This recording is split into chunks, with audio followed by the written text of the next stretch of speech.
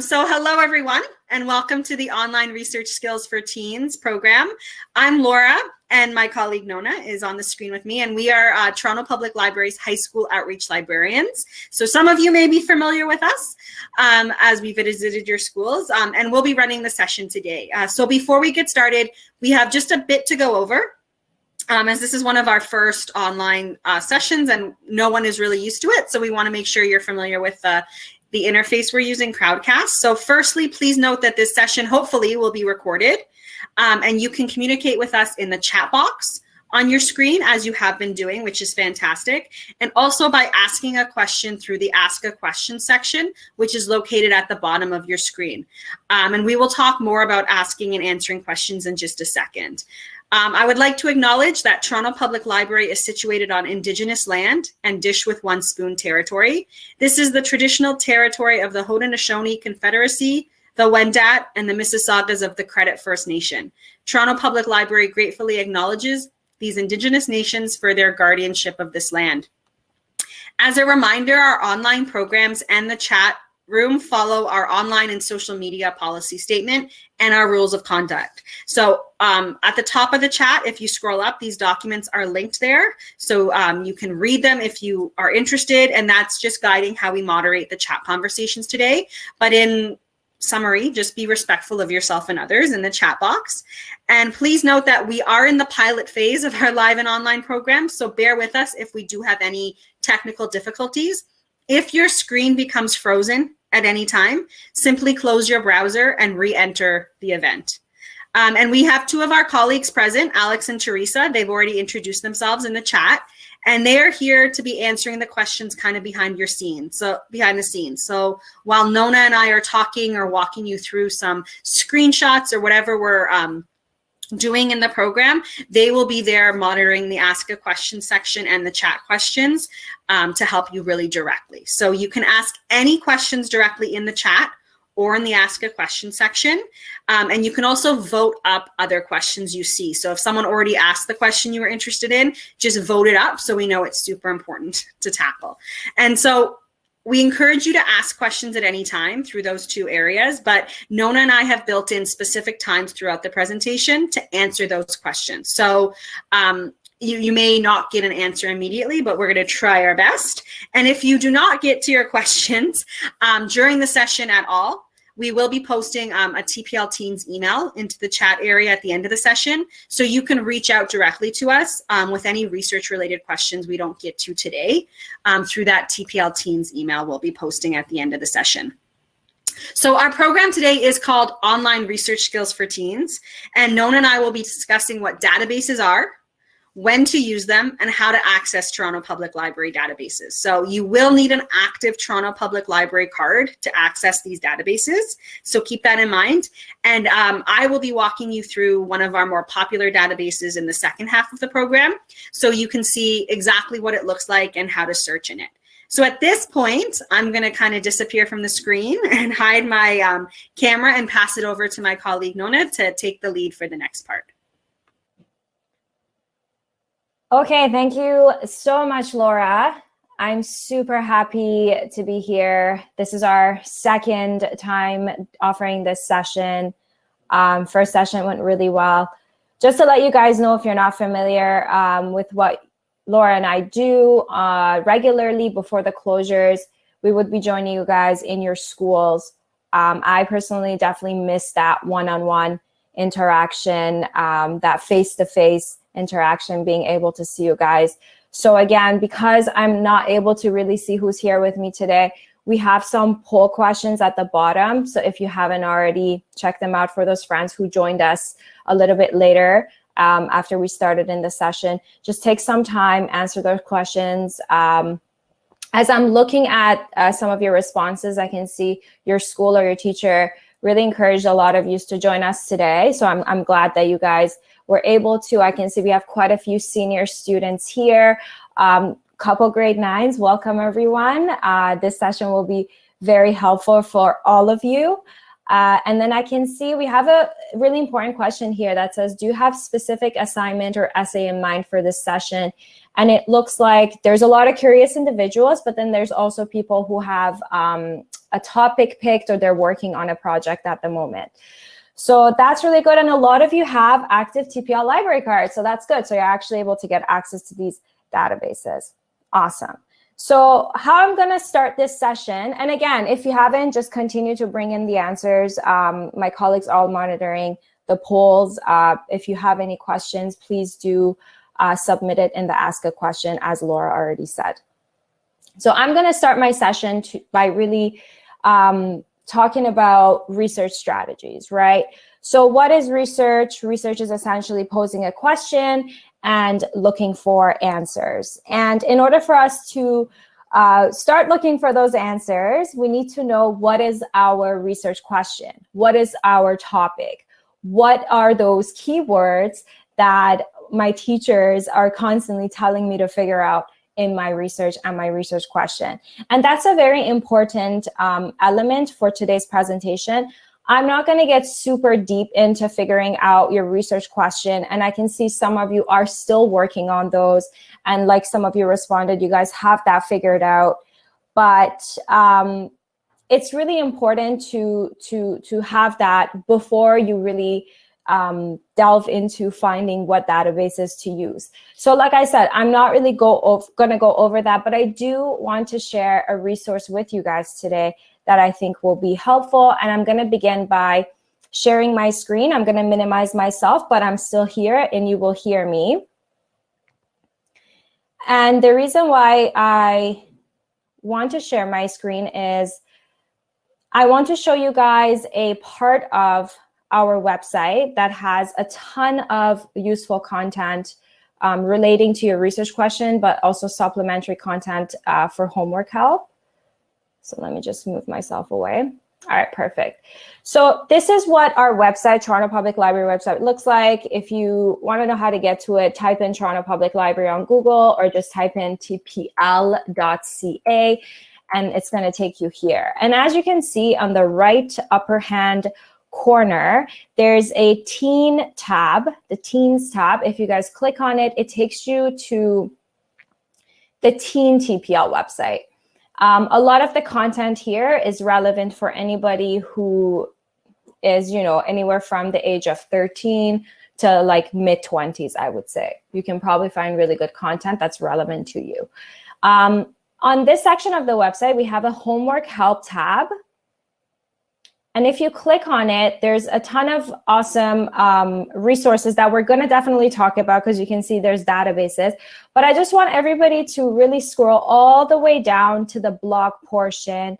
Click on the homework help post. Now, what these are content that's been created by, you can see Laura's name popping up here quite a bit, but a few of our other colleagues have contributed to some really awesome blog posts. For example, referencing citations, avoiding plagiarism.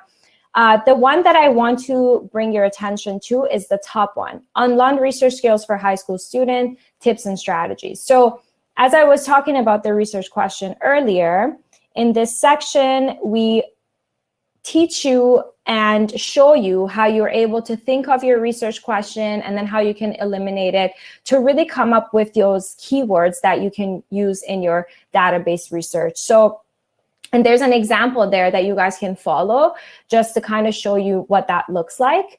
But there's a lot of good information there. And also at the very bottom, there's some videos that will add into and reiterate some of the concepts that we're going to be talking about today. So definitely check that out and definitely check out some of the other blogs that we have there. So if you guys have any questions about that, please share them in the chat or in Ask a Question tab. And I'll get back to you in a bit. I'll let you know when I'll be taking some questions. But again, my colleagues are monitoring that.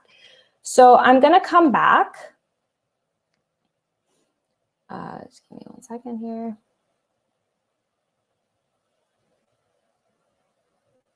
All right, hello. So now we're going to have a conversation about what are databases and what does TPL offer in terms of the type of databases that are appropriate for students. So essentially, databases are searchable collection of data, and data can be in the form of articles and documents, stuff that you guys might be familiar with, but there's also databases out there that collect information. For example, like your dentist has a database of their patients. Your local grocery store has a database of everything they have in store. One of the prime examples of a database is one of our favorite ones, right? Google. You can think of Google as a database of websites, lots of websites. There's a lot of data there.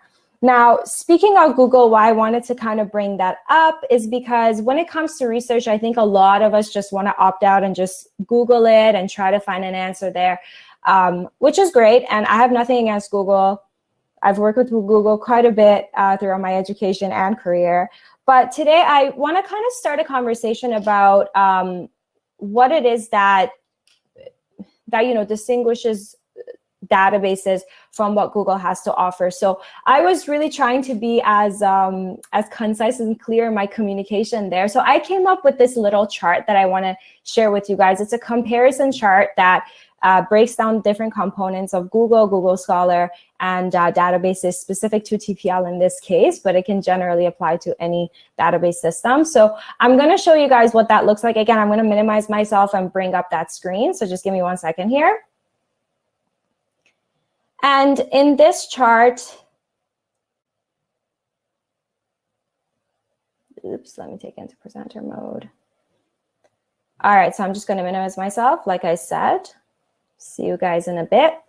And so before I get into really discussing what are some of the benefits and of each, I guess, I do want to point out that you as the researcher are empowered to ultimately choose where you want to find what you need. So this is really to kind of just share and inform and let you know, whatever you decide to choose, what kind of content you're getting from it, okay? So I, based on this chart, would vote databases over Google any day. And I might be biased because I am a librarian, but this is because in this time where, there's limitless access to information, including fake news, which I'm sure you guys are very familiar with at this point, it is important to use dependable sources and quality content that you won't simply just be able to find on the open web. So at libraries, what we do is we invest in ebooks, databases, video streaming, and other relevant digital resources. And these digital databases, they are catered and they are specific for students, for your age group. So it's appropriate for that. They are also current and they are curated and they are meant to be relevant, which is why we are talking about them today. The biggest benefit of databases is the efficiency. So if you learn how to use them correctly, which is something that Laura will show you later on in this presentation, your projects can actually get done sooner and your life will become a lot easier. So in our assignments, our teachers are asking us to use primary sources, reference books and peer-reviewed articles, and I'm sure you guys have heard of these. The content that you find in research databases is actually based on those requirements to support your schoolwork and your school projects. Now, when experts are adding content to databases, they are selecting this information based on audience appropriateness, qualification of the author, reputation of the publisher, richness and relevance of information, and clarity and accuracy of information. So there's people that are really making sure that the content that is being added to these databases are passing and checking every single one of these requirements. So when it comes to databases then, there's a lot more specific content than Google. And in turn, you are given usable and accurate results to consider. Now, I'm sure a lot of you are wondering about Google Scholar. And because there are no peer review procedure in place, just like Google, then you have to evaluate the resources yourself, which is very timely. Now, if you guys remember the article that I not the article, sorry, the blog that I shared with you guys earlier, we actually share tips at the bottom of that, and I'll quickly show you what that looks like. I think I have to come back 1 second here. I'm going to show you what that evaluation process looks like.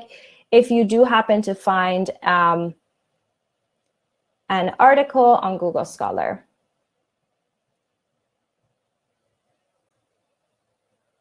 So at the bottom of this blog right here again, so this is the same one that I was showing you guys earlier. We share, so once we kind of talk about research questions, then we discuss ways that you guys can evaluate information that you find through Google Scholar or Google. And we talk about a test called the CRAP test. So there's more information on that here. And again, at the bottom here, we do have some videos that dive further into it. So definitely check those out.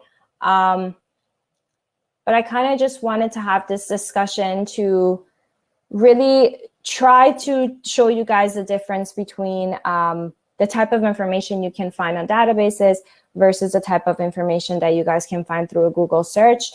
General rule, I would say, just to end off this note, is that I would use Google for quick answers. So I would probably use it to kind of help me pick my topic, help me pick what it is that I want to talk about. And then when it comes to actually finding relevant and quality content, I would consult a database. So I'm just going to take some time here. We're going to have a 5-minute or so break. If there are any questions, please post them if there was something that wasn't quite clear. And to get everyone thinking, the first 2 questions that you see in the Ask a Question portion are really kind of following from the conversation that we just had. So the first one is, why do teachers tell us to avoid Wikipedia as a source of research? And the second one is, when is it actually okay to use Google for research? And I kind of answered that earlier. And I can see some of you are actually responding to that, so that is awesome. So yeah, there's some great responses. For sure. I'm just going to quickly look at those, but if there are any other questions coming in, if you guys are wondering if you need help with your topic, or if there's something that I missed there that wasn't quite clear, you want me to repeat, please feel free to reach out now. And in the next section, Nouna is going to show exactly the databases Toronto Public Library has for us. So if that's kind of your question, that'll be answered in the next section. Where can you find Toronto Public Library databases? What makes sense for which subject maybe, and how to access them is going to be the next thing we cover. So any questions you have up until this point, or responses to the questions, we'd love to hear. I really love all the ideas around when to use Google and why. We're definitely not here to tell you to not use Google. We love Google. We use it all the time. We're just here to talk about where else you can go to find good quality information, especially when that becomes a requirement for some of your assignments in grade 11 and 12, and definitely in college and university if any of you are heading in that path. Absolutely. And there's a great question that came in. Which databases might be best to use for social science research and why? I will respond to that in my next segment. I'm going to show a list of all of our databases and which ones are, you'll definitely see there's quite a few that can apply to social sciences research to begin with.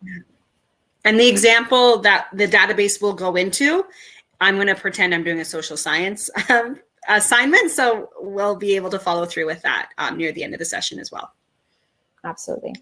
We ready to move on, do you think? I think so. I just saw there was a few people that just joined in. Hi.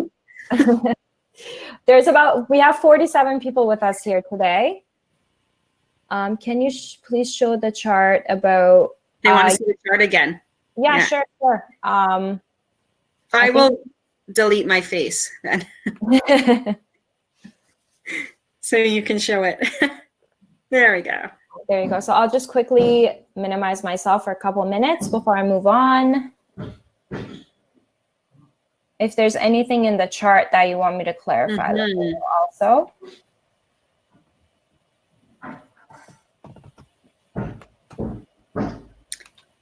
All Ooh, right. does TPL recommend a bibliographic generator? That's a great question. And maybe Alex and Teresa can point you to some of the free online ones that are there.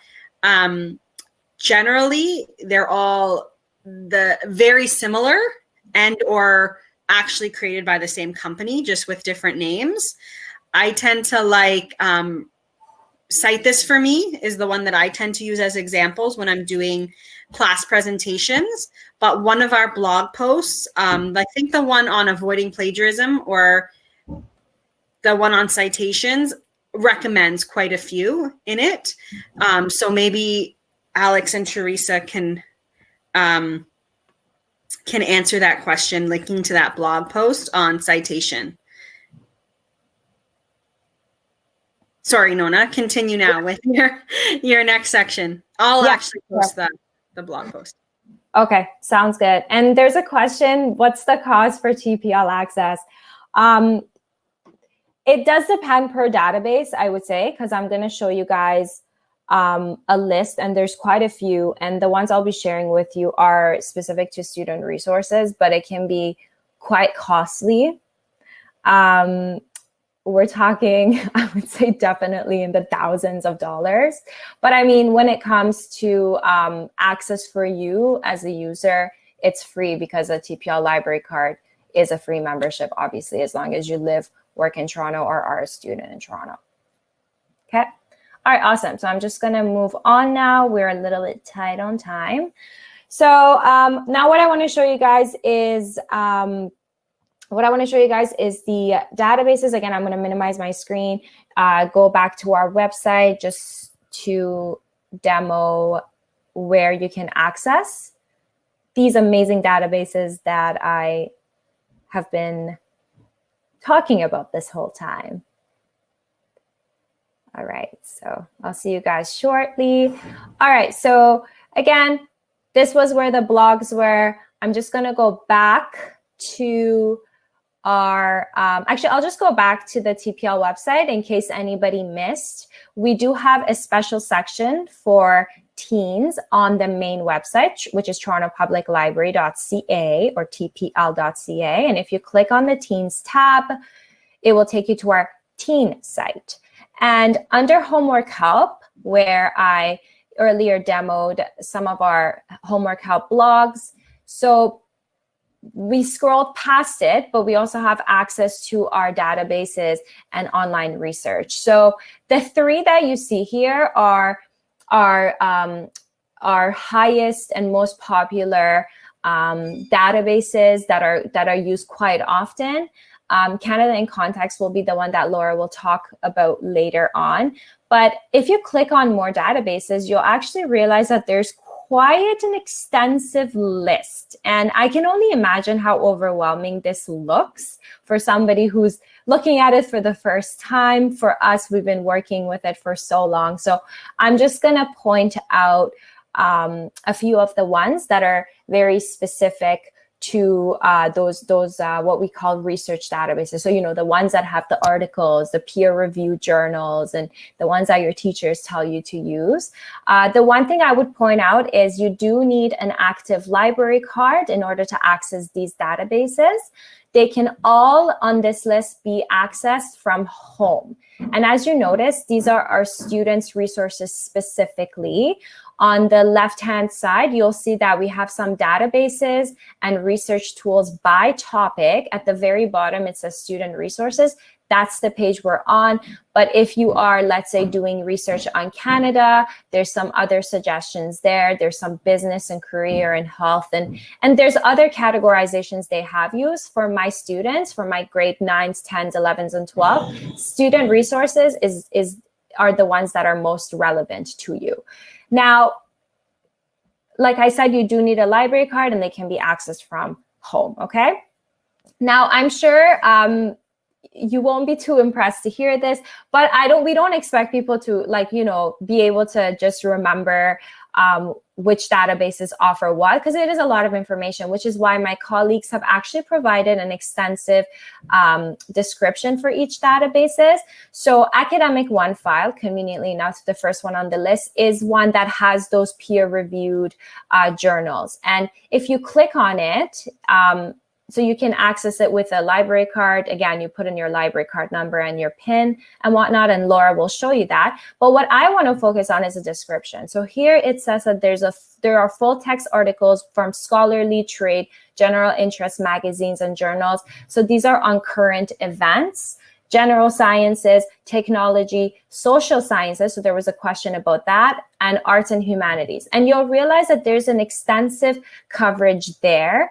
And when it comes to these types of databases, what I call them research databases, I'm just going to point out the ones that we have here under student resources. So there's Academic One file, which focuses on the subject areas where I just read about.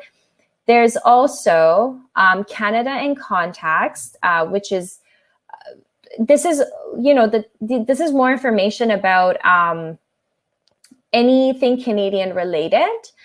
So it is kind of more of a special database, but I still want to point it out because there's a lot of good content there.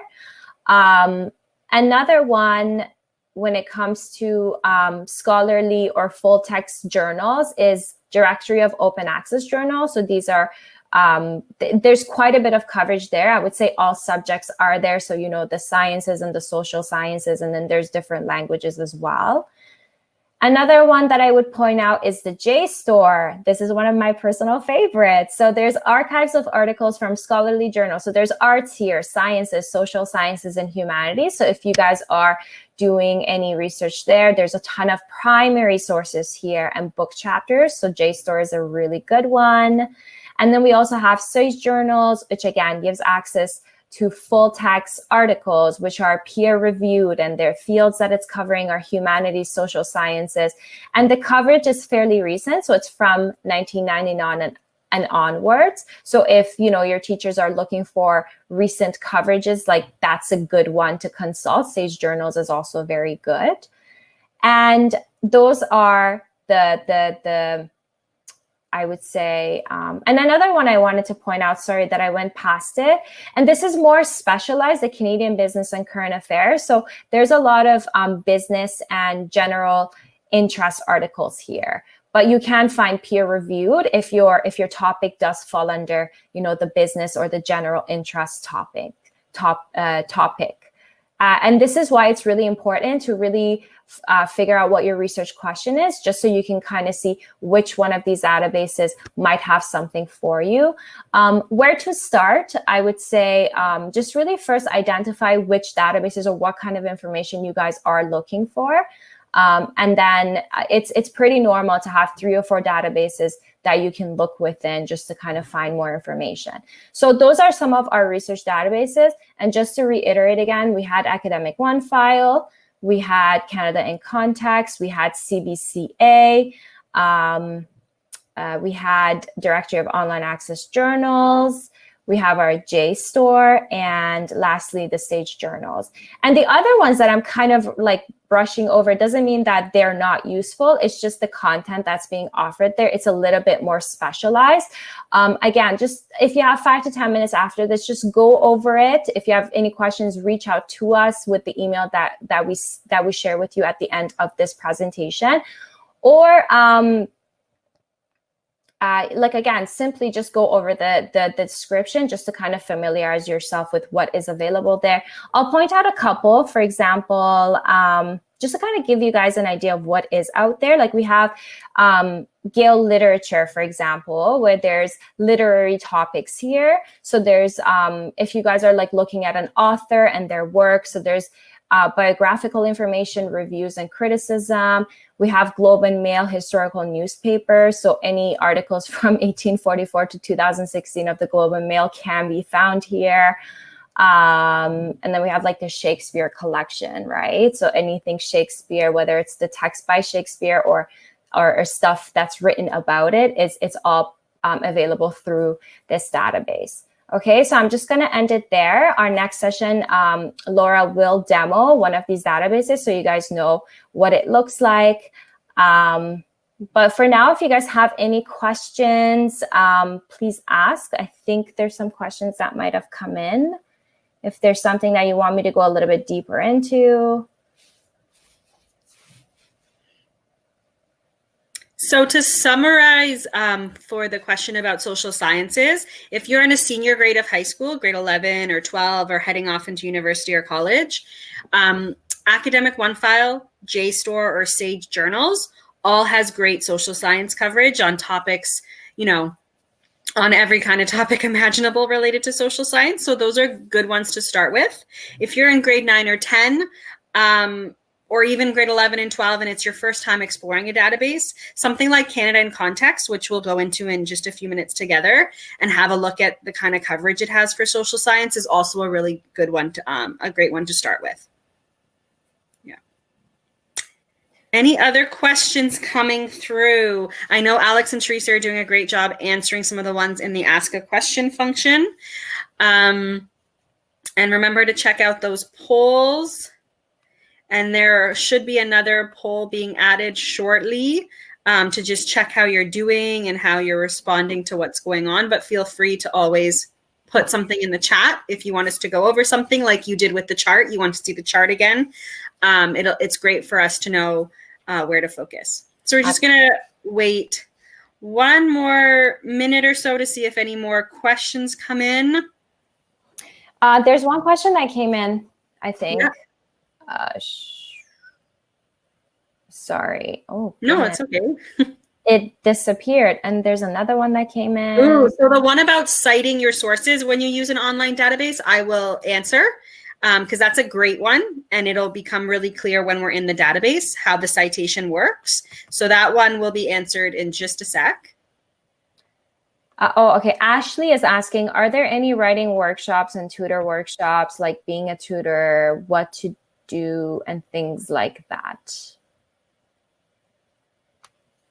Okay, so this Thursday, there's a Brain Fuse homework help session that some of our colleagues are running where they'll be going over study tips and also how to use Brain Fuse, which is our online homework resource, which can help you with specific questions you have for assignments or with a writing lab. So you may be interested to check out that program this Thursday at 4 p.m. And the link is posted way up at the top of the chat and will be posted again. In terms of writing workshops, we'd love to host writing workshops, usually in person at our branches. But as we transition to online programming, we're in the process of kind of hearing from teens about the type of programming they'd like to see. So if you are interested in a writing workshop, you know, where you kind of hear ideas from each other and give each other constructive criticism, that's great for us to know because we can pass it on to all of our staff so we're aware of what teens are interested in. So I know we've been posting some poetry and writing starters on our Instagram stories. So if you do have Instagram, I encourage you to follow us at tpl.teens because there's some story starters and poetry starters that they've been posting to kind of get people writing. And then you can share your written work with TPL Teens to be posted later on. So I encourage you to start there as a starting point, and we'll pass on the interest in a writing program. Okay, I'm going to move ahead with biology. Okay, biology. The first one that pops to head for a database for biology, Academic OneFile is the most broad and does contain a lot of science and health and biology specifically. But Alex and Teresa can give you more detail on that. I'm going to move on to my demoing of going into a database together. Sorry, did you want to say something, Nona? And Sage Journals has science as well. So Sage Journals and Academic OneFile are the best for health and biology related resources. I'm going to minimize myself for sure. I'm going to share my screen. And so I'm going to share my screen in where Nona left off in that homework help section of the TPL website. Okay, so I'm going to toggle my video. So I'm still here. And I'm going to share my screen to the homework help section. And then we're going to walk into the database together, and we're going to choose Canada in context. Okay, so from the homework help section of the teens section, the 3 big databases are listed here. So I'm going to click into Canada in context.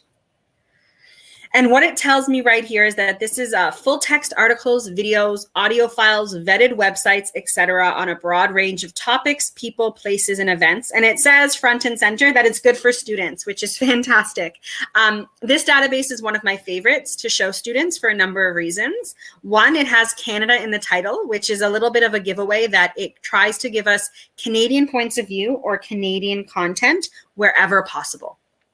And that's great. It will also pull from international and US resources, but it will give us Canadian content wherever possible, which is something we're sometimes asked for by teachers. The other reason I like to show this database is it's really great for all high school levels. So someone in grade 9 or 10 can find great information here, but it also does have scholarly articles that are more appropriate for grade 11s and 12s all in one place. So to access it, you simply click the red Access Online button. Put in your library card number. So the library card number is the digits written on the back of your card, 14 digits in total, and then your PIN. And so your PIN is the last 4 numbers of the telephone with you register for your library card with. So once you have your PIN, you can change it through the Your Account function up here to something else you might remember, but the default PIN is the last 4 numbers of your phone number. So once you do that, you simply select Sign In. A continue button will appear, and then the database will load. And so this database, as you can see, is basically a search bar and not much else. It's asking us, just like Google does, to put in our keywords, our search terms, the topic we're exploring and studying. So if you have a topic already picked out or some keywords already decided on, this is the place where you would type them right here in the search bar. But I wanted to show you this database because it does organize the topics for you in a unique way. So if we scroll a little bit down, you can see topics of interest, which are seasonal topics, as we can see from Victoria Day, to topics that students are actively searching for, so popular topics, as well as things that are in the news. So we can see COVID-19 is here as well. So it just highlights a few things that might be of interest to you. And more importantly, further down the screen, it lists topics by their subject. And so what this serves to do is show us the variety of topics you can find in this database. Everything from information about famous people under biography, to economics and business resources, if that's what you're studying, to history resources or government resources. So for grade 10 students in civics or Canadian history, these are great places to come. And then science and health resources, world cultures and religions, and most importantly, what we're going to focus on today, the social issues section. So there's 148 topics that this database has identified that a lot of students look at in high school and come here and search for. So I'm going to click on social issues, and it's going to bring me those 100 plus topics in one place. And so you can see it's everything from adoption to environmentalism to renewable energy. And as you scroll down, you see more and more topics are there. So these are topics that students often investigate in social science classes in grade 11 and 12, for example, or even in English classes. If you're asked to identify an issue or a theme in a novel that spoke to you and then write about it, some of these things might come up as well. So for English classes, social science classes, any humanities, philosophy, those type of courses, this might be a great place to come. Now, I do want to mention, if your topic wasn't listed here, it doesn't mean that the database doesn't have information. In that case, you would just put it in the search bar, right? It's just not as popular necessarily a topic as some of the other ones. So the topic I'm going to select is immigration, and I'm going to pretend I'm doing an essay on Canadian immigration, some aspect of Canadian immigration. And so once I click on the immigration topic heading, it brings me to this topic page. And the first thing I see is an overview article. So I like to consider this article very typical to a Wikipedia type article. You can see that this article is written from the Canadian perspective, so the Canadian history of immigration, just to give us some background and general overview of the topic. And then below that, you will see the rest of the resources are organized by their type. So there's 516 reference resources on the topic of immigration. And so that means potentially encyclopedia articles, chapters from books, etc. There's also magazine and newspaper articles on the topic.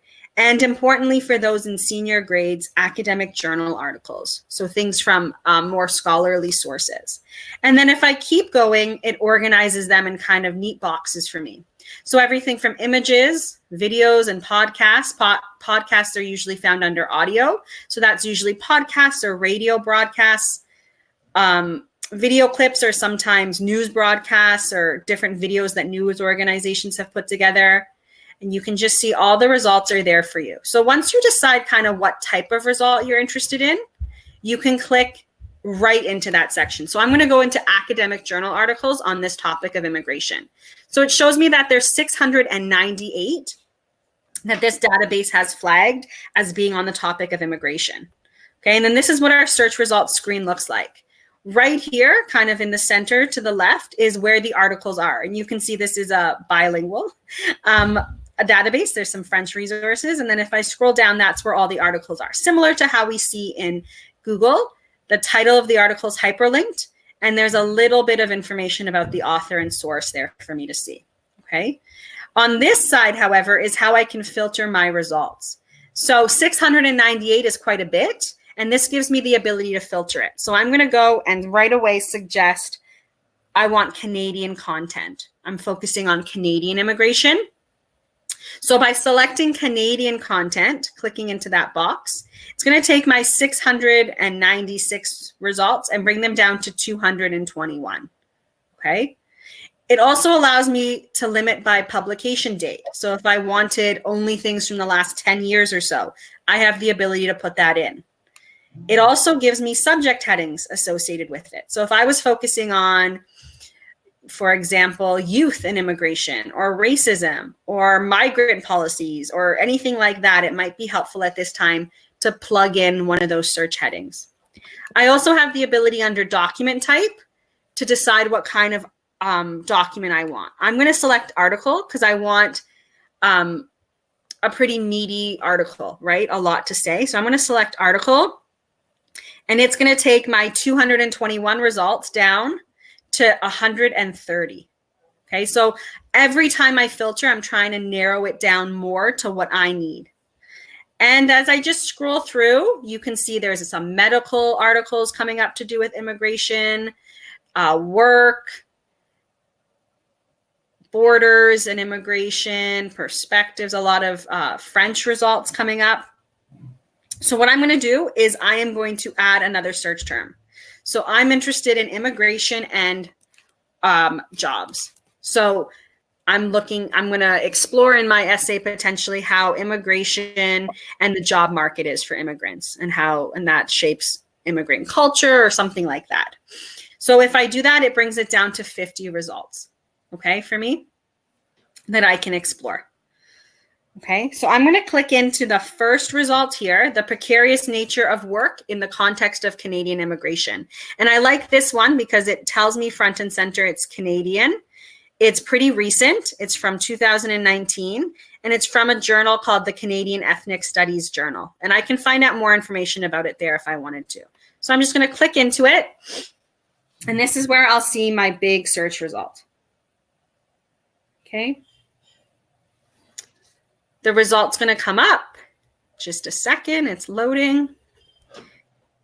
And this is what the article looks like.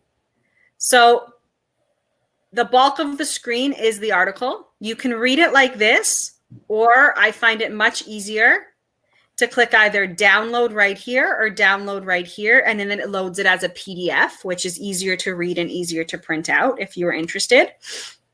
I also have the opportunity to send it to my Google Drive or email it to myself if I think this article will be useful in my research. And it gives me other articles on the topic, related articles that I can explore, which is great, right? It's noticed kind of what I'm searching for. And so it's giving me some articles that it suggests I can explore further. Okay, so if I decided that this article was helpful and useful for my assignment, how do I cite it? Which was one of the questions asked. I simply click on this cite button, and every database, 99% of databases have this built in because we understand that students are doing research and you need to provide that citation, right, to your teachers. So if you click cite, it gives us right away the MLA or APA citation for this article that I could export to Google Drive or one of those free tools, citation generators, or I could simply copy and paste it into my reference list if I'm using APA or my works cited list if I'm using MLA. Okay.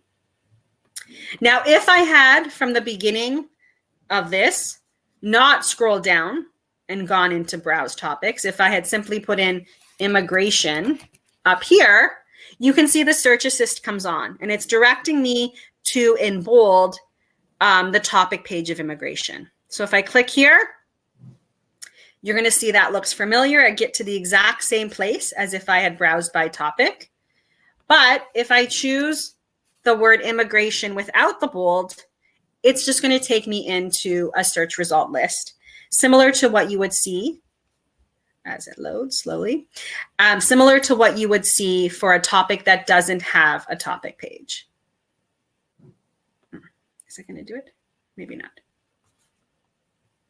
It's going to take me back to this topic page, and then I can just go in to the results. So it's going to always, I'm always going to find a way to the topic page if there is a topic page for the subject I'm interested in. Okay. So that's how a database looks and feels. In many ways, it's similar to Google. In many ways, it's quite different. This database, like I said, is a good entry point for students because it is very focused on Canadian curriculum and what students are looking for in social science classes, etc., history classes, English classes, and it definitely organizes the information in a really manageable way, depending if you want reference or news articles or if you are ready for those academic or scholarly journal articles. Okay, so I'm going to come back to the video now and see how many questions came in. Is there anything else we can answer for you in our final time together? Sorry, my camera. There we go. Laura, there was a question that said, please review advanced search, please. And this was sent to us. Oh, in the database. Okay, let me pull that back up. So I'm just going to take away my video again. Okay. And I'll click on the advanced search. So as you saw from when I was walking through. Sorry, you're not sharing your screen yet. Yeah, sorry. I'm just in the process of doing it. Got it. So when you get to the Canada in Context main page, I'll just click there. There's a place to type in your search or to go into advanced search. I elected to just go through the topic list or type in immigration. And why I did that was once I do that and I'm in the search result page, I'll just show you.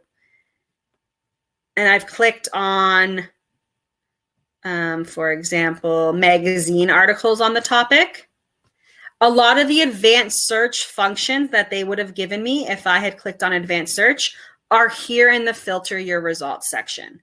So I often find for students who have never done an advanced search before, putting the limitations or filtering through advanced search options after they're in the search results can be helpful.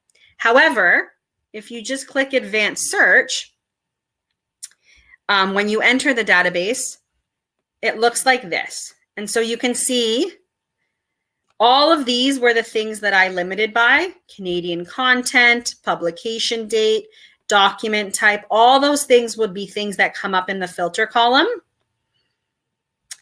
The only thing that's different is the ability to do multiple keywords. So I could do immigration in my first keyword, and then I could add in my second keyword job, which I did anyways in the search within function. So either way, I'm doing the same advanced search strategy. It's just in a different way. I can do it all beforehand, do immigration and job, and ask for Canadian content. and peer-reviewed journals and full text and article up here. But sometimes this is a little hard to figure out exactly what you want from these boxes, which is why I like the filter. But here's my search, and it's given me the results here. Okay, I think I did a more narrow search for sure than before. Okay, it also will point me back to that immigration topic page if I have gone too small in my searching. So the advanced search looks like this, where you can add multiple keywords and then limit by these options. So either way, if you go in through advanced search or by searching, both of those options are going to be present for you.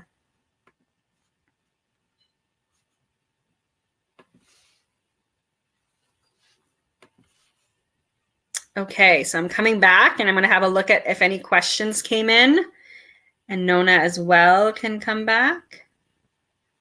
Oh, sorry, my video is taking a while. There we go. Thank you so much, Laura. That was perfect. I think the one thing I just want to quickly address is regarding library cards. Yes, you do need an active library card that's not expired in order to access our databases. If you think your card has expired, we do have an online renewal option. My colleagues will send you the link for that. And there is an FAQ page for that as well. But in terms of getting a library card, unfortunately, at the time of the closures, we're unable to provide any physically new. But if it has expired, you might be able to renew it online.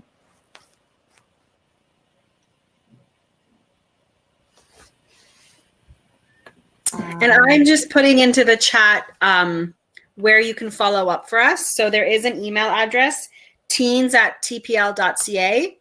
So if you had a research question that we didn't get to, feel free to add it in through the email to us. Sorry, yes. I don't know if it's posting it for me. I'm going to try. I can type it as well. Teens. Yeah, it's just teens@tpl.ca. It's not letting me add it.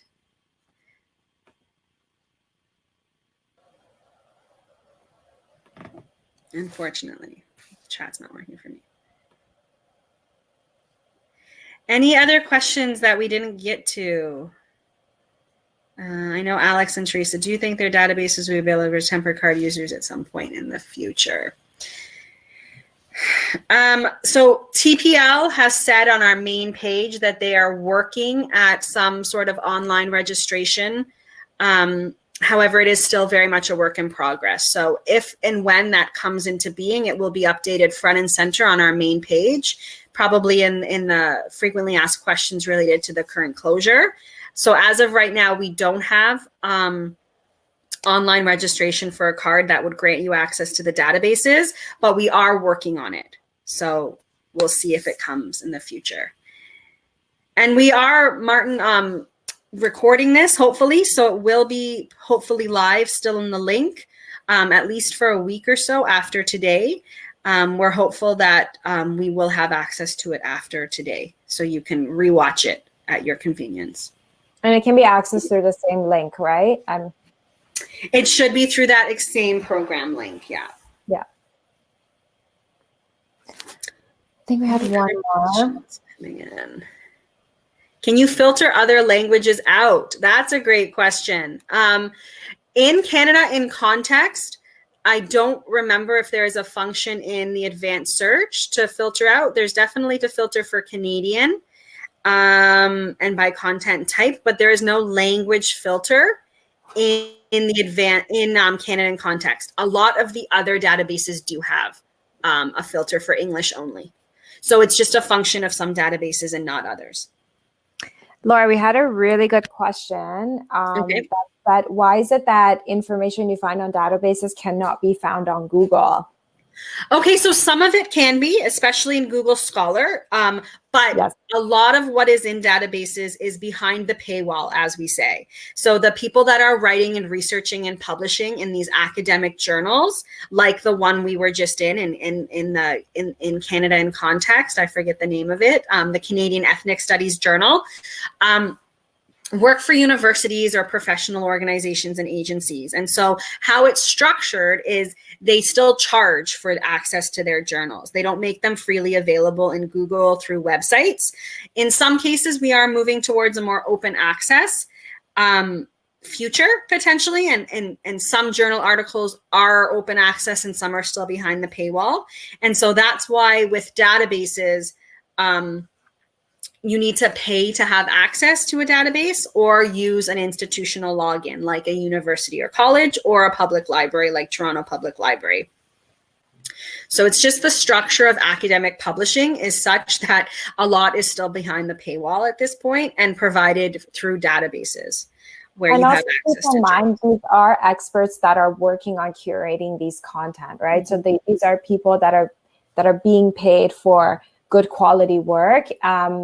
Whereas in the World Wide Web, anyone can really post anything. So that's why you really need to have that evaluation process to figure out who's the author, what's their credibility, what's the intention of the conversation. Yeah, for sure. Or the post, rather. Yeah. So I've actually have the email up on the website. Sorry. Yes, we can see it. Next to us, yeah. And you guys, it would be great if you just maybe address it to me and Laura, or say something like online research skills program or workshop, just so that it can get flagged and sent to us. Yes. But definitely, please do reach out if you have any more questions. We're both very open, and we want to be as helpful as possible during this time for you guys.